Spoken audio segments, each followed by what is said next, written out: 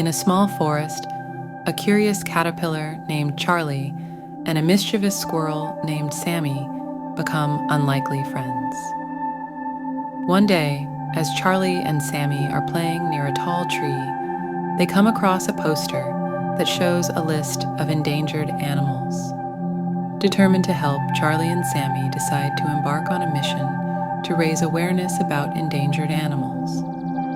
They start by organizing a small gathering in the forest where they draw pictures and share facts about endangered animals with their animal friends. Unexpectedly, a powerful storm hits the forest, destroying their gathering and scattering the drawings and posters everywhere. Undeterred by the setback, Charlie and Sammy come up with a new plan to create a digital presentation about endangered animals and share it with their schoolmates. The presentation is a huge success, and not only do their schoolmates become aware of endangered animals, but they also organize a fundraising event to support conservation efforts.